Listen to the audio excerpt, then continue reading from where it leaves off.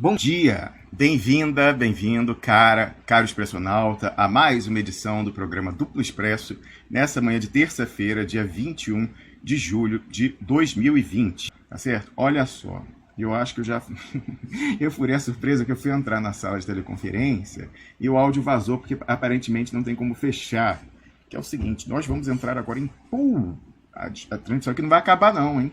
Vamos atingir somado, nós estamos aí com mais de 1.800, lá pelo que eu vi está com 3.000 e pouco, vamos atingir mais de 5.000 pessoas para falar de Banestado. Nós vamos entrar ao vivo, lá na transmissão do Eduardo Moreira. Ele está com o José Fernandes nesse momento e atendendo a um pedido dos seus espectadores, nós do Duplo Expresso vamos entrar lá para falar de Banestado. Então eu vou abrir aqui, você vai ouvir o áudio deles lá por um tempo, porque eu combinei de entrar daqui a 2 minutos, às 15 horas e 40 minutos. Então vamos ouvir. Um seguro para garantir que as prestações vão ser pagas. Então está cobrando do cliente o valor desse seguro. R$19.828. Então o quanto, ele pega R$360 mil, mas ele não vai pegar R$360 mil. Ele só vai pegar 330 mil. Por quê? Quase 30 mil ele já perdeu, porque o banco tomou num TAC e num seguro prestamista. E a taxa de juros, 0,35% ao mês, 4,28% ao ano. Bem, vamos lá, meu amigo José, entrar no site da Caixa, Giro Caixa Pronamp. Eu podia entrar no site do Ministério da Economia, não sei o quê, mas eu vou entrar no site da própria Caixa. Da própria Caixa. Primeira coisa, o que é o Pronamp? Aí ele diz o que é o Pronamp, e fala, vantagens, primeiro, taxa de juro anual máxima correspondente a Selic mais 1,25%. A Selic atual é 2,25%. 2,25% mais 1,25% dá 3,5%. Essa taxa, 4,28%. Ué, mas como é que pode estar acima da taxa máxima? A resposta que vão dar, eu já sei qual é. Eles vão falar, não, mas é que como você está fazendo uma taxa pré-fixada para 28 meses, você está pegando a estimativa de Selic para 28 meses. Eu procurei hoje de manhã, não vi em lugar nenhum que você pode fazer essa conta, ou seja, pré-fixar com a taxa futuro. Pelo que eu li em todos os lugares, e eu vou até mostrar para vocês se der para fazer aqui a simulação, pelo que eu vi em todos os lugares, é obrigado a cobrar Selic mais 1,25%. Esse cara está cobrando hoje uma taxa que é acima de Selic mais 1,25%. Então já está errado nesse. Segundo, olha aqui, José, por favor, comigo, ó. A Caixa não cobra TAC para essa operação. Valor da TAC, R$10 mil pago à vista. Olha isso, cara. Olha isso, o e-mail que chegou do gerente. Aí terceiro, calma, terceiro. Aí tem o terceiro, calma que tem o terceiro. Aí tem aqui, ó, limites e condições, não sei o quê. FGO. Olha isso aqui. A garantia no âmbito do programa FGO Pronamp que honrará até 100% de cada operação contratada, limitada a 85% da exposição total de cada instituição financeira junto ao programa. Não é permitido, José, você vender, o governo já dá essa garantia, essa é a grande diferença. O governo garante o negócio. Sim. Aí você não pode vender junto com o negócio um seguro. Aí o que o cara faz aqui? Valor prestamista. Quase R$20 mil, 19.828. Então, está feita a denúncia. Aqui, ó, na nossa frente, se um deputado, um senador, uma senadora, uma deputada quiser, eu tenho aqui todos esses dados, que isso é muito sério. E eu já mostrei aqui uma vez. Eu estou mostrando a segunda vez. A gente sabe que isso está acontecendo no banco público. Se está acontecendo na Caixa, imagina o que está acontecendo no Bradesco, Itaú, Santander, nesses outros bancos todos. Imagina o que está acontecendo. Além de não dar, imagina como é que eles dão. Então, está feita a denúncia aqui com todos os dados. Se alguém quiser fazer alguma coisa, se alguém que está lá ficar revoltado, como eu estou revoltado, porque eu estou vendo as empresas dos meus amigos quebrando todos os dias, tem aqui todos os dados. E aí pode tomar uma atitude. Sim. Olha que absurdo. Exatamente isso. As simulações todas que a gente fez também nos organismos, ficou muito próximo disso aí. Enfim, a gente ia questionar também TAC, essas coisas, mas sequer saiu para a gente questionar. A explicação que muitas pessoas dão é que as agências estão querendo bater metas com alguns produtos que eles têm dentro e estão aproveitando o desespero do empresário e estão encaixando isso aí no pacote de uma forma absolutamente abusiva. Então, quem está conseguindo o empréstimo, quem não está conseguindo, não está. Quem não está aderindo também não está conseguindo. Isso vai, de novo, ao encontro da tua fala inicial. Eu tenho advertido alguns amigos meus que estão fazendo o abraço dos afogados. As pessoas estão pegando grana agora, eles estão tentando tapar buracos do passado, vão ficar com uma dívida para o futuro, não tem nenhum tipo de planejamento governamental para esse momento do pós-Covid.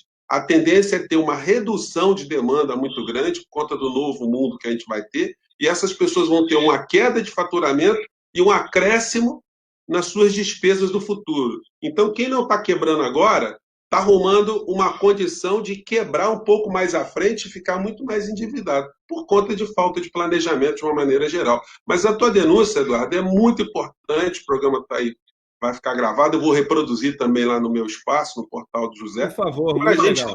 Quanto mais gente a gente tiver... Agora, impressionante é porque os grandes meios de comunicação não falam disso, rapaz. Ontem eu estava vendo... Será que anuncia na propaganda deles, né? Ontem, enquanto você estava fazendo esse combate a favor do Fundeb, eu também gravei um programa sobre isso.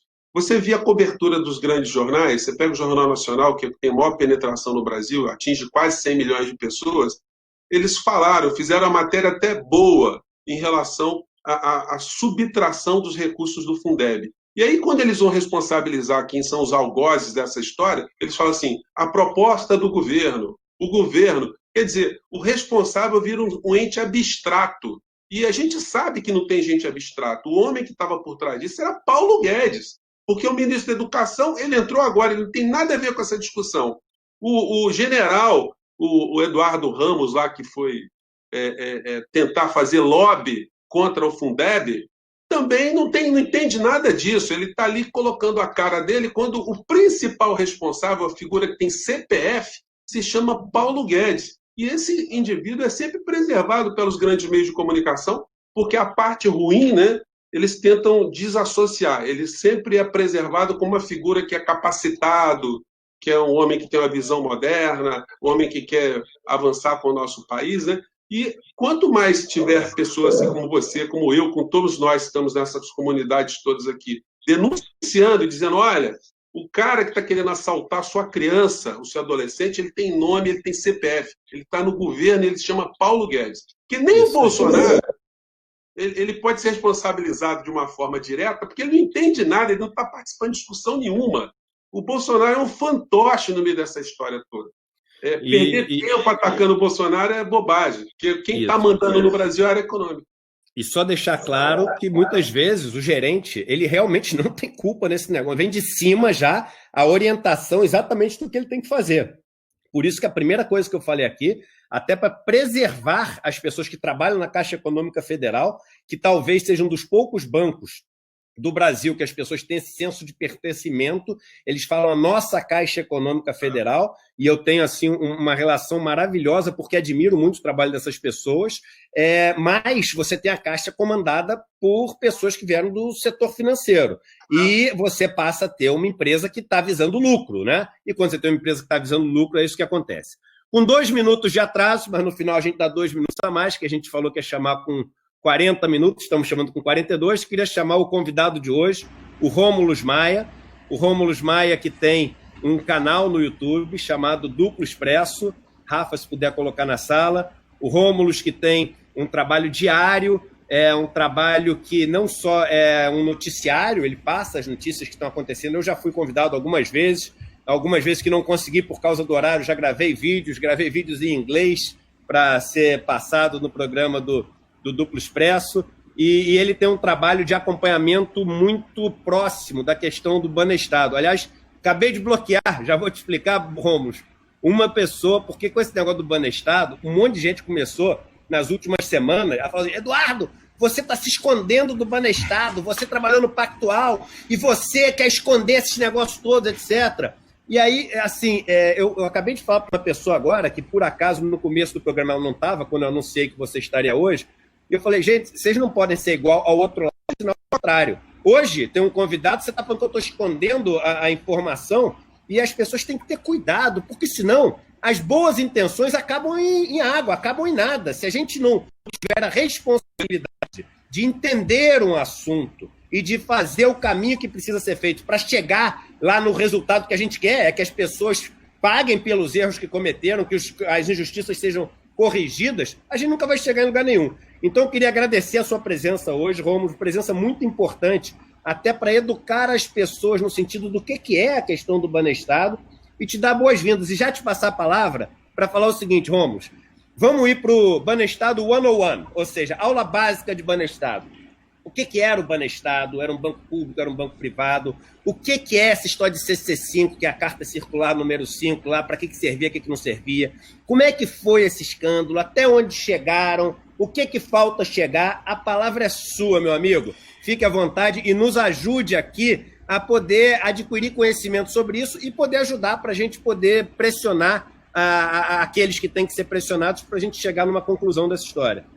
Muito bem. Bom dia, Eduardo Moreira. Bom dia, José Fernandes. Eu não sabia que o José Fernandes ia estar junto. Ele que, inclusive, vem também chamando a atenção para essa questão do Banestado. E não é trivial. Muita gente está fingindo que não sabe, ou então está passando uma informação equivocada de que a lista que nós publicamos no final de junho, a lista integral, o relatório enviado por um procurador da República, o procurador Celso Antônio Tres, para a CPMI do Banestado no ano de 2003, que foi aqui... Deveria ter investigado isso, mas não investigou muito, terminou em pizza, com um relatório final sequer votado, que é raríssimo de acontecer. Tem gente dizendo, não, essa lista nunca foi publicada. A gente fez um programa no dia 5 de julho desse ano com o ex-senador Roberto Requião, com esse procurador da República, Celso Antônio Tres, e com o delegado da Polícia Federal que investigou, ou tentou no máximo das suas possibilidades, investigar esse caso lá em 2003, que é o José Castilho Neto, e os três afirmaram que nunca antes essa lista tinha sido publicada, o que é mais estranho ainda quando o próprio Celso Tres falou, não havia segredo de justiça, eu não pedi sigilo quando eu encaminhei essa lista para a CPMI. Por que durante 17 anos ninguém tinha publicado essa lista que tem 1.200 páginas, mais ou menos? É porque houve um grande acordo político, aí para a gente citar o Romero Jucá, que naquele grampo lá com o Sérgio Machado falou grande acordo nacional com o Supremo, com tudo. Esse foi mais um grande acordo nacional anterior, em que foi com o Supremo, com o Sérgio Moro, que era o juiz da instrução lá em Curitiba, que depois julgou esses casos, com o Ministério Público, que atuava ali junto ao Sérgio Moro, com procuradores que mais tarde viriam atuar na Lava Jato. O Sérgio Moro também foi juiz das duas causas, com PT, PSDB, com tudo, porque o PT participou dessa comissão parlamentar mista de inquérito, o relator era do partido, o ex-deputado José Mentor, colocado na relatoria pelo então ministro-chefe da Casa Civil, José Dirceu, e, no entanto, ali não deu em nada, no processo também não deu em nada, porque um documento-chave que a gente batizou para popularizar, e eu agradeço por você dar essa orientação, que eu já tentaria seguir de qualquer forma, de falar o 101, o mais simples possível para quem não sabe nada de Banestado, é como se fosse o mapa da mina, e a gente batizou de lista VIP do Banestado, que é o quê? O dinheiro do Banestado, né, vamos explicar, Banestado era o Banco do Estado do Paraná, estatal. E aí foi editada uma carta circular do Banco Central no ano de 1995 ou 96, ali na transição para o real, primeiros anos de real, havia paridade entre o real e o dólar, né, moeda forte, etc. e tal, e foi editada uma circular que mudou. Aí é um questionamento até se seria legal ou não, já que a CC5 é uma espécie de conta criada durante a ditadura militar, nos anos 60, que tinha objetos muito específicos, já que havia uma liberalidade muito grande para criar esse tipo de conta e uma falta de controle absoluto. Então, eram hipóteses legais muito específicas, regulamentadas num decreto presidencial, naquela época do decreto-lei, que, né, equivalia a uma norma ordinária no direito brasileiro, então, status de lei. E aí lá dizia-se o seguinte, né, que era uma conta que podia ser aberta por estrangeiro não residente no Brasil, ou empresas multinacionais com subsidiária no Brasil para fazerem remessas dos lucros da subsidiária brasileira de volta para a matriz, ou então para trazerem recursos da matriz para investir na subsidiária brasileira. Essas eram as únicas hipóteses legais. Aí ali, nos primeiros anos do real, surge essa circular, e aí há um questionamento se uma circular poderia alterar, inovar no direito o que era uma disciplina com status ali de lei ordinária, né, que era aquele decreto presidencial da época da ditadura. Como pessoa de formação jurídica e pós-graduação, eu acho que não, e muita gente acha que não. Isso já é a primeira esquisitice. Mas quero o quê? Qual foi a desculpa utilizada pelo Banco Central naquele momento? Quem estava à frente dessa instituição era o Gustavo Franco, era o presidente do Banco Central naquela altura. Acontecia o seguinte, né? Com a moeda forte, muito sacoleiro começou a ir comprar muamba no Paraguai. Isso é verdade. E aí, então, na cidade de Foz do Iguaçu, o pessoal precisava comprar dólar para cruzar a fronteira, né, e ir para a Ciudad del Este comprar muamba com a moeda local lá do Paraguai, ou então em dólar. Lá eles aceitam dólar. E aí, por isso, o dólar paralelo, né, os bancos não conseguiam dar vazão com o dólar oficial. O dólar paralelo, né, ou seja, o câmbio negro em Foz do Iguaçu disparou, era muito acima do valor normal no restante do Brasil. E aí o Banco Central, com essa justificativa, entre aspas, falou, não, para resolver esse problema da inflação do dólar em Foz do Iguaçu, preste atenção, Foz do Iguaçu, sacoleiro. Para resolver o problema da inflação em dólar em Foz do Iguaçu, nós vamos liberar geral o uso de CC5 também para pessoas residentes no Brasil, empresas ou bancos estrangeiros, bancos paraguaios, porque aí com isso o sacoleiro vai ter mais facilidade de acessar dólar e aí isso vai resolver esse problema então do aperto ali na oferta de dólares na tríplice fronteira. Só que o que aconteceu? Muita gente que não era sacoleiro, é até engraçado, começou a abrir... e a disciplina legal também, obviamente, já que a razão legal era essa, a lógica era essa, eram só agências na fronteira que podiam fazer isso. Não era uma agência na Faria Lima, uma agência na Rio Branco, no Rio de Janeiro. Era ali na tríplice fronteira, já que a justificativa era essa. Só que o dinheiro circula. Então, muita gente começou a abrir CC5 no Banestado, mas não apenas, esse é o primeiro esclarecimento a fazer. Até essa história de falar, né, é o escândalo do Banestado, isso já é uma manipulação para delimitar o problema, porque a evasão de divisas constatada usando contas no Banestado, o Banco Estadual do Paraná, somou entre 95 e 96 30 bilhões de dólares. Aí você fala, isso é tudo? Não, não é tudo, porque os bancos privados naquela cidade também podiam abrir CC5. É óbvio que essa disciplina legal, essa janela aberta pelo Banco Central, não era só para uso do Banestado, mas aí já pegaram, né, o Banestado e falaram, é o escândalo do Banestado. Sim, o Banestado foi o banco mais utilizado, é verdade, mas os bancos privados naquela cidade também, ou até outros bancos públicos, também fizeram isso. E por isso chega-se a cifra oficial, nos trabalhos da CPMI do Banestado, de que as movimentações chegaram a 179 bilhões de dólares em valores dos anos 90, que atualizando pela inflação em dólar dos Estados Unidos, daria, em valores atuais, 281 bilhões de dólares de movimentação. E aí, para evasão, aí a gente... isso que eu ia perguntar. Pois é. Às vezes, vamos supor que o cara está usando, manda lá para fora, aí ele compra ação aqui, aí vem com dinheiro para CC5, aí vende a ação, manda lá para fora, então deve ter alguma coisa dobrada nessa história. Qual Exatamente. De evasão? Exatamente. Então, de evasão, a inflação em dólar foi mais ou menos no período de 70%. Eu conversei com o delegado José Castilho Neto, ele falou que eles estimam, sempre difícil, já que tudo aí está, né, aquela boneca russa, uma dentro da outra e tal, mas eles estimam que de evasão em valores daquela época era 70 bilhões de reais. Então, você pega aí, deve dar uns cento e poucos de evasão e de movimentação, quase o dobro disso, né? Então, é um valor muito grande para pensar de evasão, que a gente pensar, enfim, 1/3 aí das reservas brasileiras, e de movimentação quase o mesmo valor, 280, nossas reservas estão em 300 e poucos bilhões de dólares hoje em dia. Perdão, de falar do reais, bilhões de dólares, né, em valores atuais. E aí, isso, muitas pessoas que não estavam nessa hipótese, não eram sacoleiros, empresas, banqueiros, impérios de mídia, sócios de impérios de mídia, grandes industriais, começaram a usar a CC5 para remeter dinheiro ilegalmente para fora, porque essa não era a hipótese legal, então foi uma remessa ilegal. E aí que é o problema, por quê?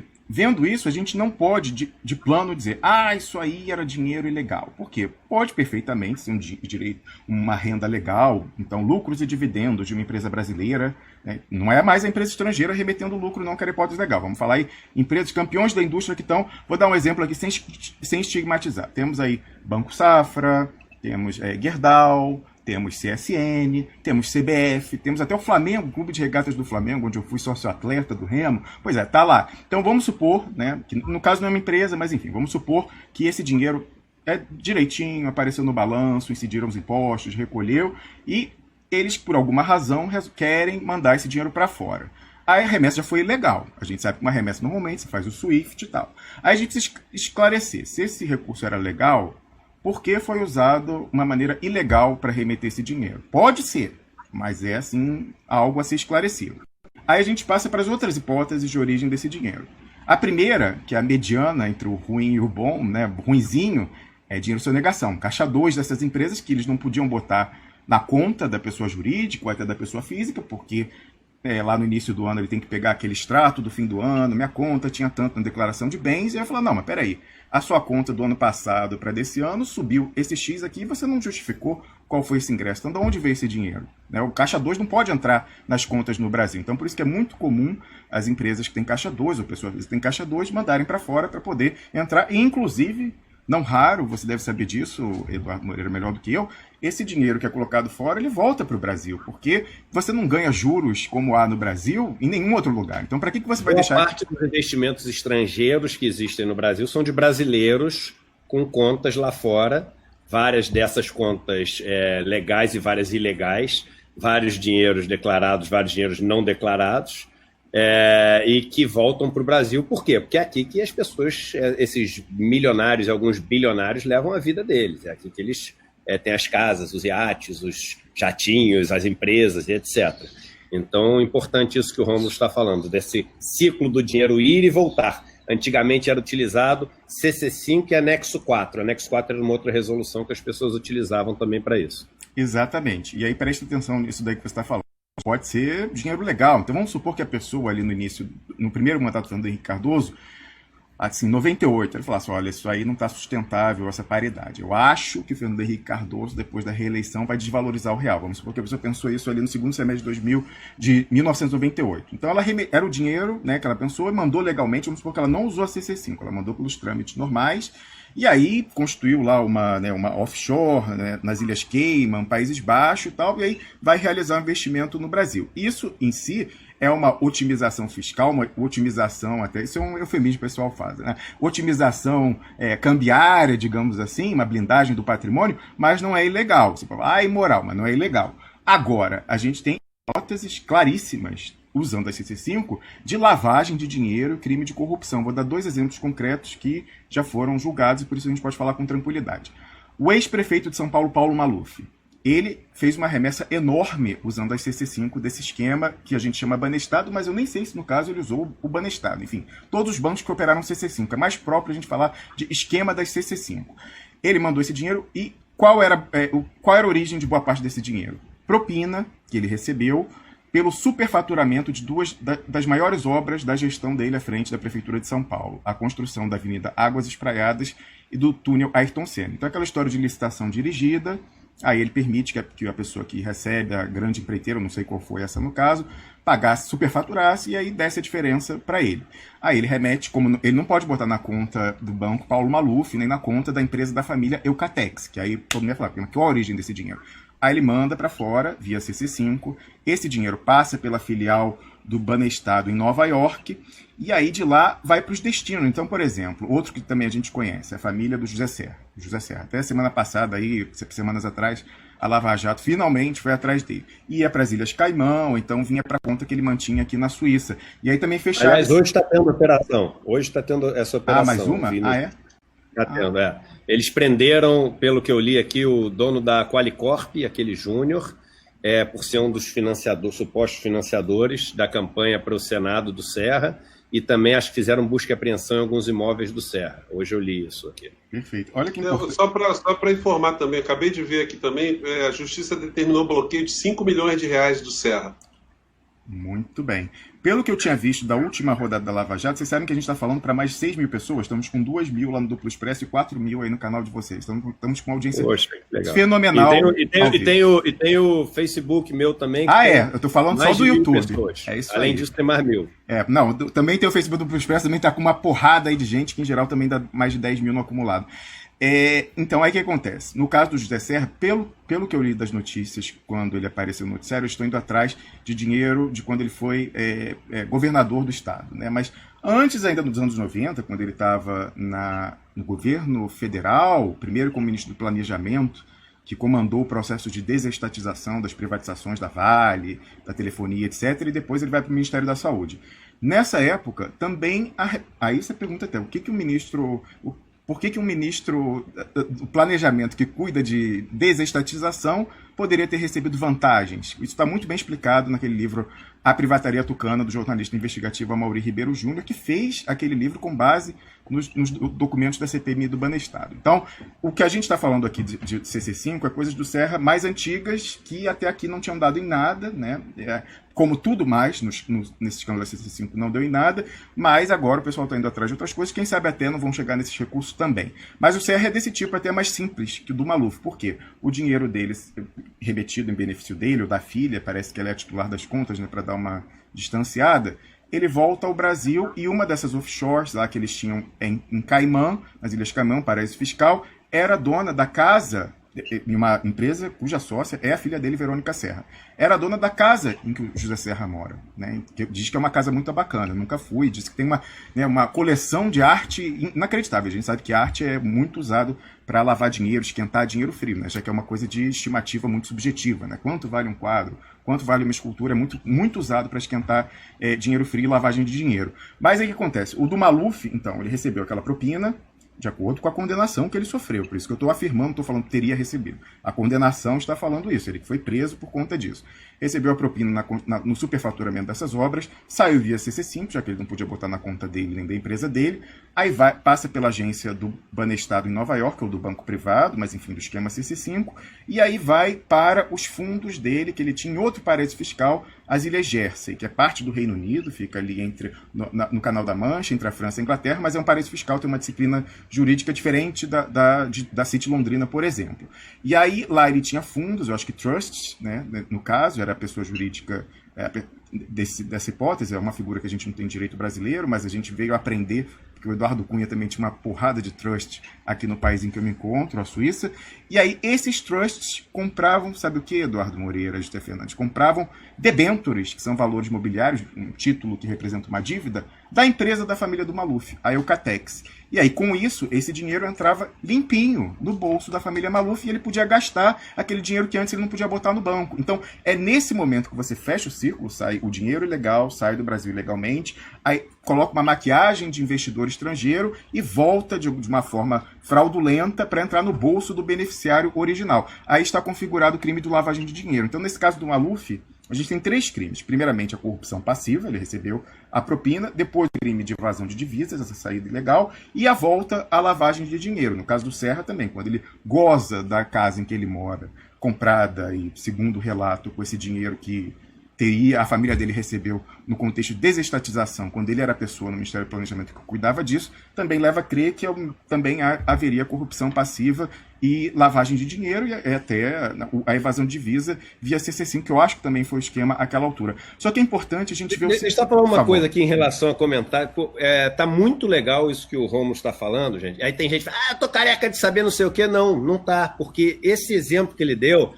até depois seria legal, Romulo, fazer um recorte dessa sua fala, que as pessoas não entendem direito como é que é esse... mas como é que é lavagem de dinheiro, o cara tira dinheiro, tem dinheiro lá fora, são frases que as pessoas repetem, mas não entendem, tipo assim, o dinheiro desenhado, não conseguem visualizar. Exato. E você ter feito esse desenho do comecinho, ou seja, desde o cara roubar na ponte, até esse dinheiro voltar para ele, aplicado nele por um investidor estrangeiro, eu acho que assim, é uma aula muito importante para as pessoas aqui entenderem como é que funciona esse processo de corrupção, que é um processo que a gente tanto luta contra. Então, em vez de a gente ficar só, corrupto, prende corrupto, mata corrupto, tem dinheiro lá fora, vamos entender, gente, porque sem entender a gente não consegue ajudar em nada.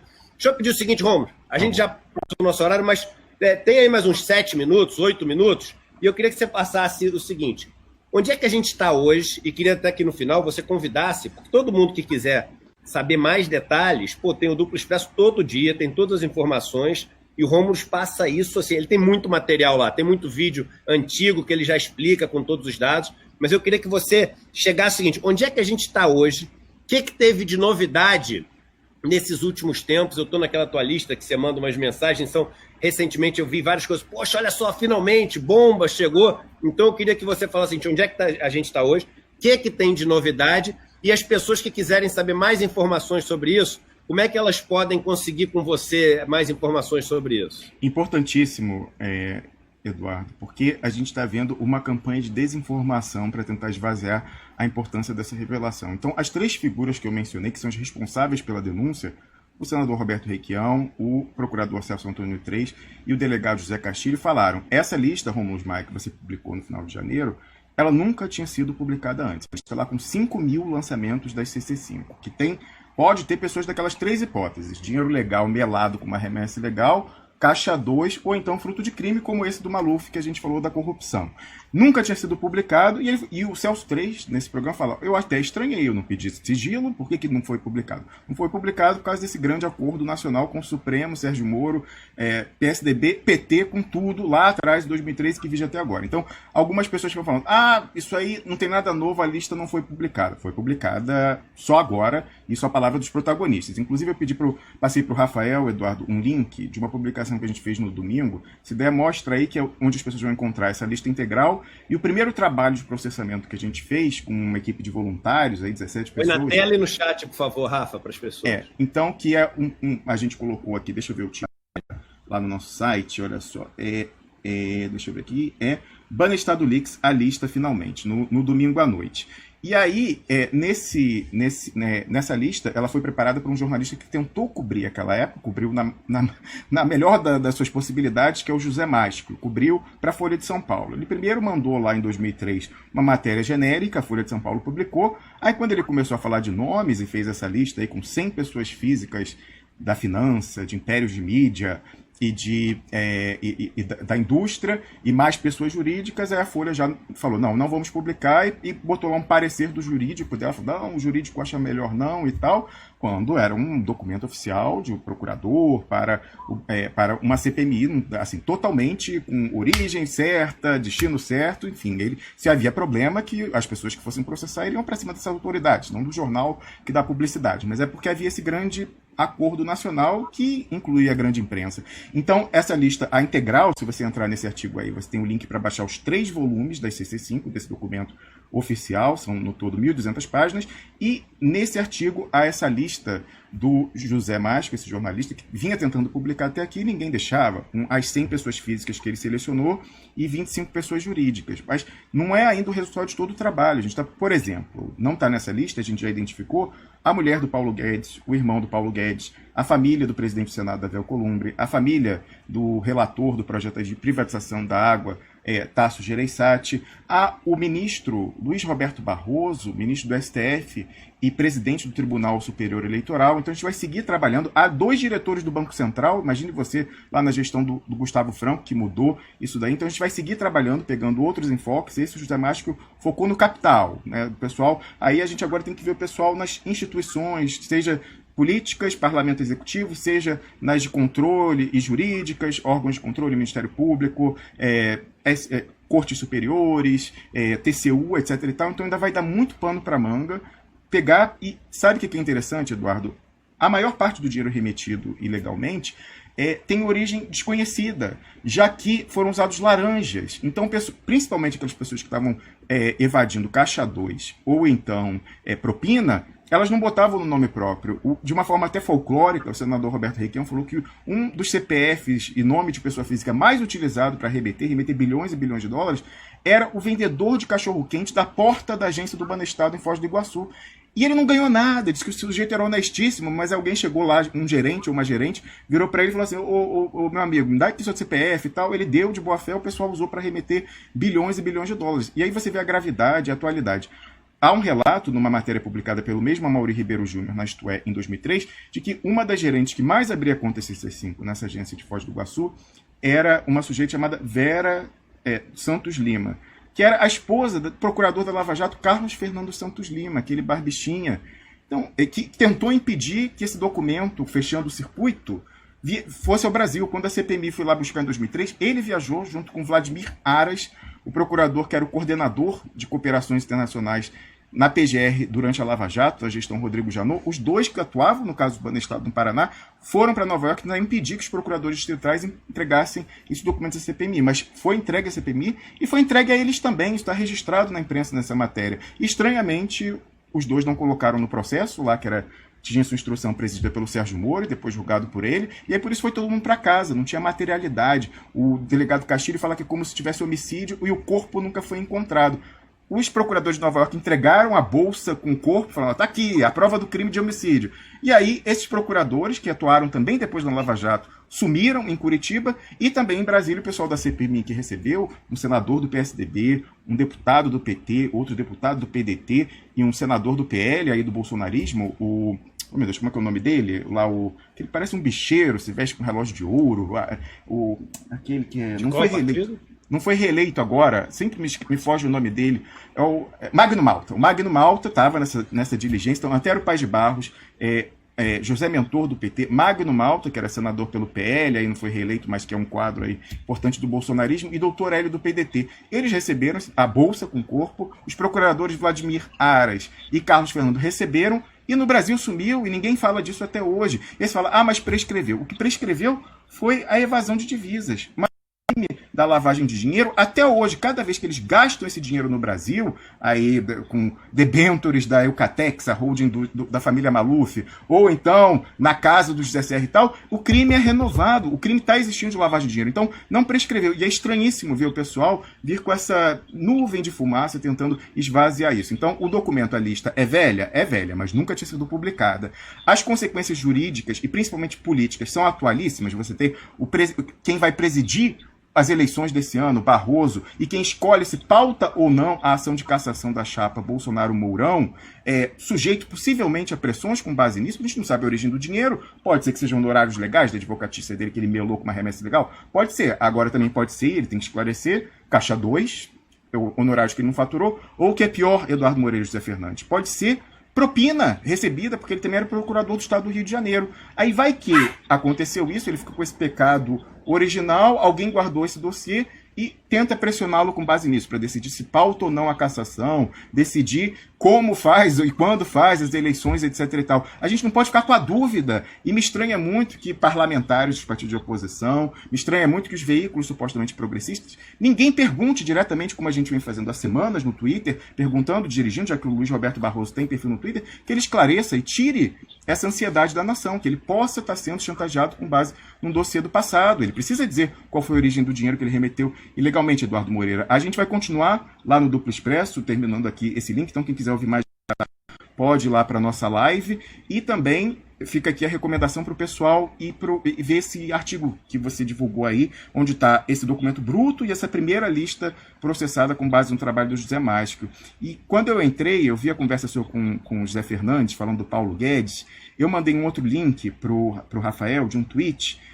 Você vai talvez, se não tenha visto isso, você vai se chocar, como aí pessoa que operava na mesa em banco. O Paulo Guedes, do seu gabinete como ministro da Fazenda do Brasil, que toma decisões que afetam as cotações, tem um terminal Bloomberg e um teclado Bloomberg para fazer ordem de compra e venda. Não sabemos se ele faz ou não, mas pode. Para que alguém que não faz vai ter um teclado Bloomberg lá para ordem de compra e venda? Ligado! O pessoal viu na entrevista que ele deu na semana passada na Jovem Pan, ali ligado com as cotações e tal, e ele podendo fazer. Então, ele pode estar, e também a gente precisa que ele esclareça isso, ele pode estar operando em cima das decisões que ele toma como ministro da Fazenda. Isso é um escândalo. Como que a gente não viu isso aqui massificado? Eu vi isso, só para ser assim, eu vi isso e muita gente me mandou essa foto. E aí a minha resposta foi a seguinte para as pessoas. O fato, eu não conheço ninguém mais crítico ao Paulo Guedes do que eu. Eu gasto 90% do meu tempo criticando o Paulo Guedes. Acho que o cara é um sociopata, acho que o cara, enfim, está destruindo a vida de milhões de brasileiros, destruindo mesmo, matando com as medidas que ele está tomando.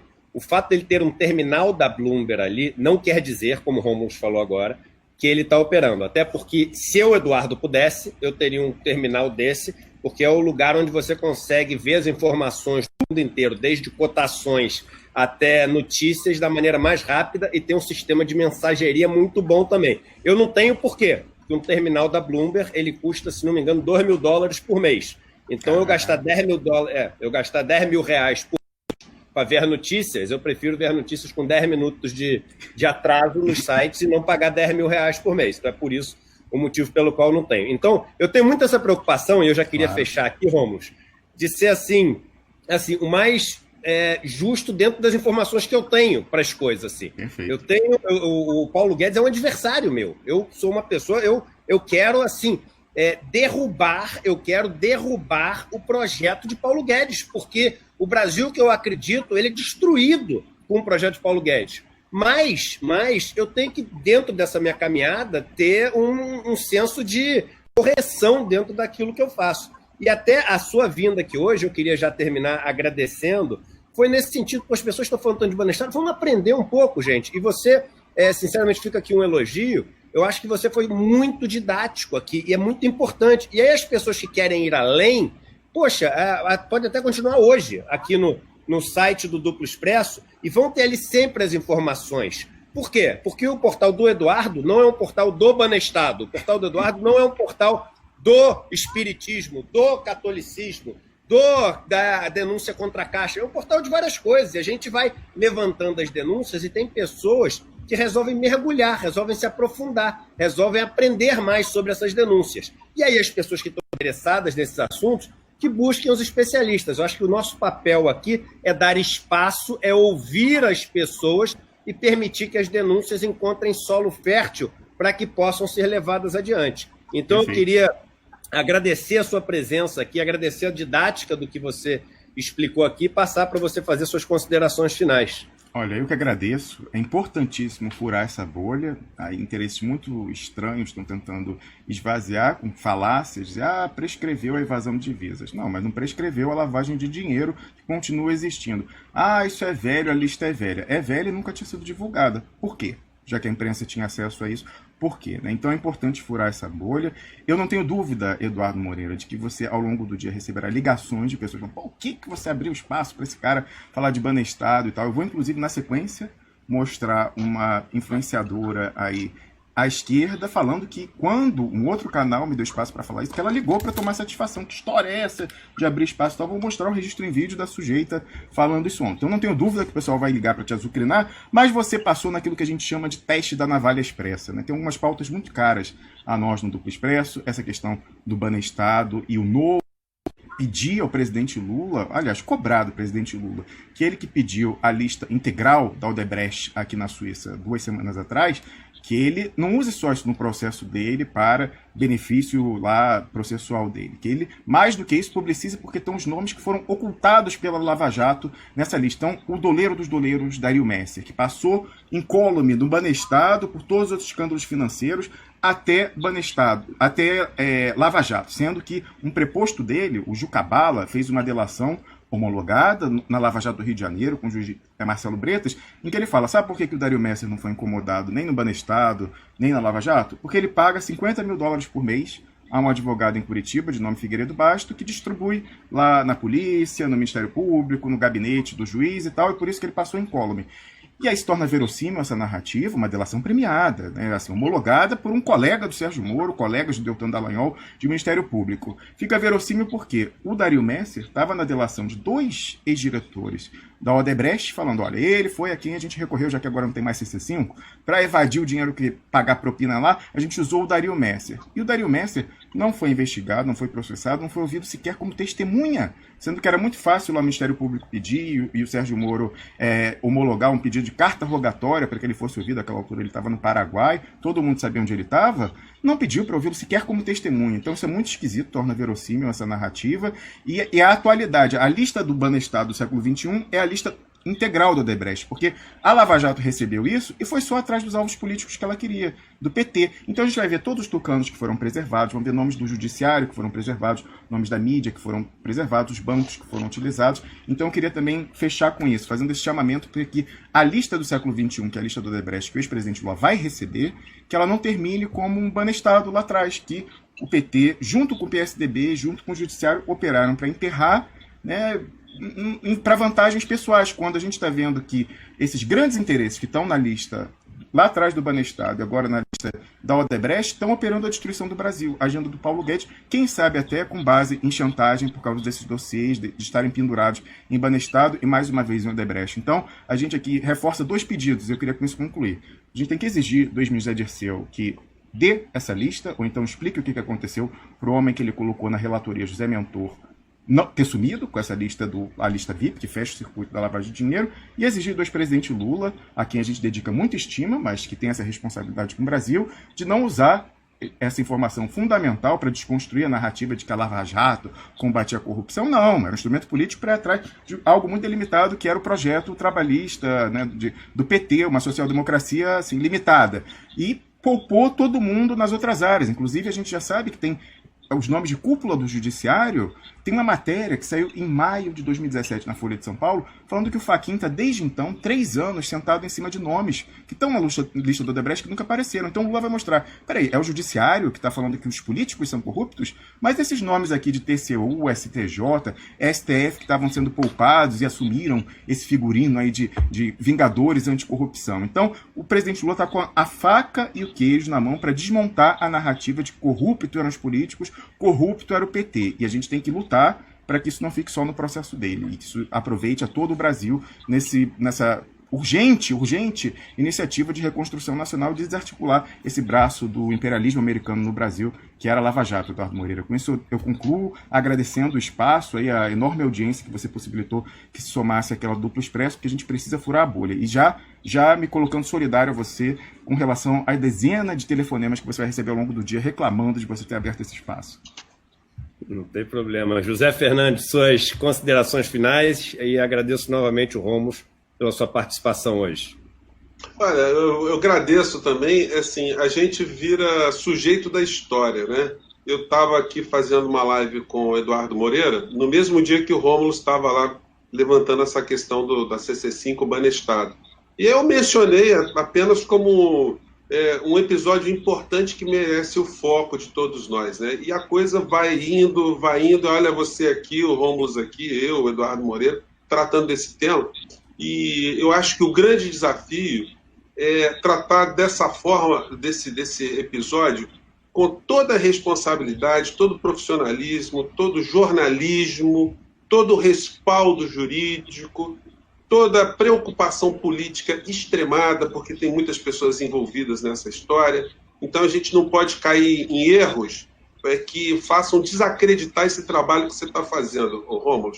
É por isso que eu tenho tido assim, alguma cautela em acompanhar o desenrolar dos episódios para poder entrar nessa história com algum tipo de consequência.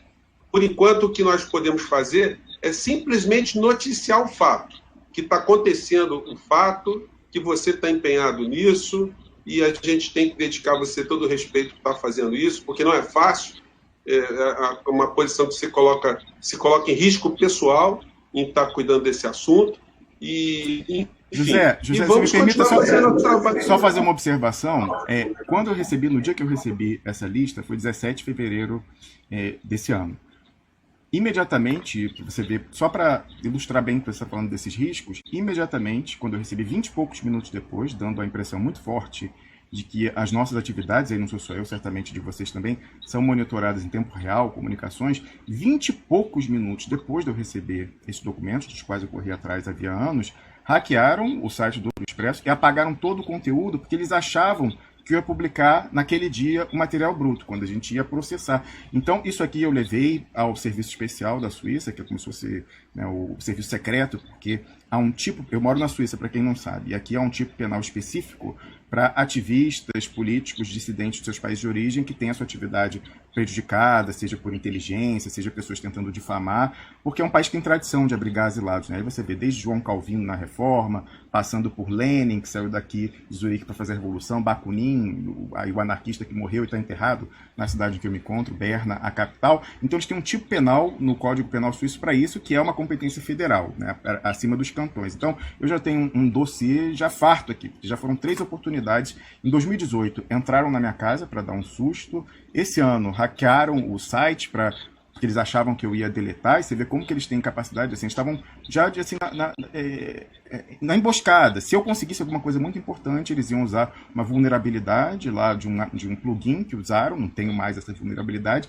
mas para apagar, e fizeram aquilo com oportunidade. Então, é muito sério, ninguém em nenhum lugar do mundo a falar de Dario Messer, doleiro dos doleiros, que era um ativo da inteligência americana, sabidamente, já que o dinheiro transitava por Nova York, ele poderia ser preso por lavar dinheiro nos Estados Unidos se não fosse um ativo da inteligência americana. Em nenhum lugar do mundo quem fala disso está seguro, e não é à toa que já entraram aqui na minha casa e deletaram o meu site, José. Desculpa a interrupção.